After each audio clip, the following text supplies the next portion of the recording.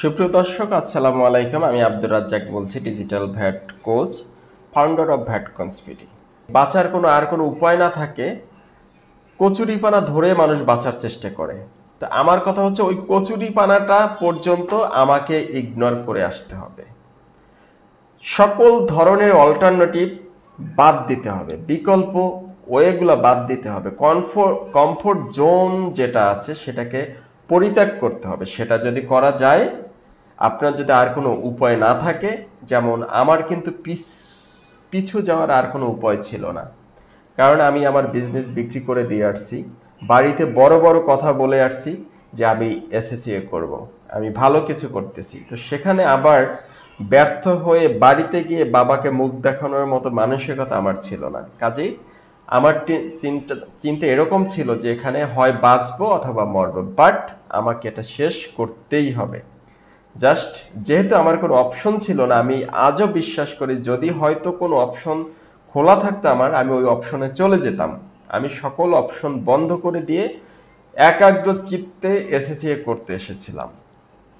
আমি সিএ শেষ করেছি, সাথে সাথে আমার এমবিএ শেষ করেছি।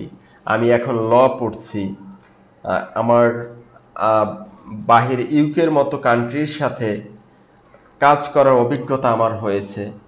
আমি একটা দুইটা কোম্পানির ডিরেক্টর হিসেবে কাজ করার মতো অভিজ্ঞতা হয়েছে।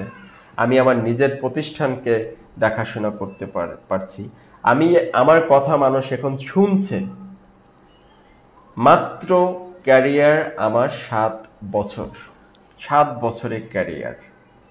তো সেদিক থেকে আমি মনে করি আমার যে ব্যাকগ্রাউন্ড যেটা ছিল সেখান থেকে কিন্তু এটা আমি এই যোগ্যতা রাখি না, কিন্তু আমার চেষ্টা ছিল, আমার একাগ্রতা ছিল, আমার কোনো অল্টারনেটিভ অপশন ছিল না, আমার বিশ্বাস ছিল, আমি পেরেছি।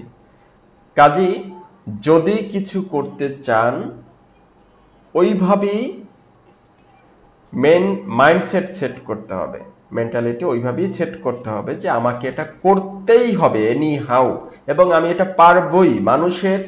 মানুষ পারে না এমন কিচ্ছু নাই, এটা আমি বিশ্বাস করি।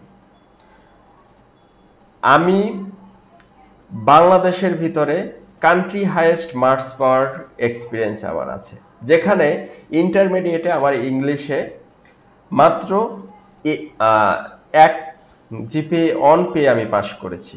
আমার টার্গেটটাই ছিল এরকম, যদি কোনো মতে 28 পাই, স্যার 5 দিয়ে গ্রেস করে পাশ করাই দিবে। তো এই মানসিকতা নিয়ে আমরা ইন্টারমিডিয়েট পাশ করেছি, এইচএসসি পাশ করেছি। তো সেখান থেকে এসে অ্যাডভান্স কর্পোরেট রিপোর্টিং সাবজেক্টের মতো সাবজেক্টে আমি বাংলাদেশের ভিতরে কান্ট্রি হাইয়েস্ট মার্কস অ্যাচিভ করতে পেরেছি। মোস্ট অফ দ্য পেপার আমি 1 চান্সে পাশ করেছি, এবং ওভারঅল মার্কস আমার 66+। তো কাজেই শুধুমাত্র কনফিডেন্ট বিল্ড আপ করে যদি আমরা করতে পারি, আমার এই কথাগুলো বলা, যে আমি দেখছি যে 2-3টা ভিডিও আমার খুবই বাজে অবস্থা, আমি জানি আমি কথা বলতে পারি না, তারপর যেহেতু 2-1টা রিয়্যাক্ট আসছে, ভালো রিয়্যাক্ট, তো সেজন্য আপনাদের সাথে কথা বলছি। আপনারা যদি আরও বেশি বেশি কথা শুনতে চান এই টাইপের, কিভাবে ক্যারিয়ারে ডেভেলপ করা যায়, আমি একটা এর সাথে আরেকটা বিষয় প্ল্যানিং। আমি এখন আমার যারা অডিয়েন্স আছে, আমার যারা স্টুডেন্ট আছে, আমি সবাইকে বলি যে প্ল্যানিং ফার্স্ট। প্ল্যানিংটাকে আমি খুব বেশি গুরুত্ব দেই। আমি যে কোর্সগুলো করাই সাধারণত ভ্যাট, ট্যাক্স, প্র্যাকটিক্যাল অ্যাকাউন্টিংস এর উপরে যে আমি কোর্সগুলো করাই, আমার কোর্সগুলো যারা করেন তারা অনেক স্বাচ্ছন্দ্যে করতে পারেন, এজন্য যে তারা দেখেন যে টপিকসগুলো অনেক সাজানো গুছানো থাকে।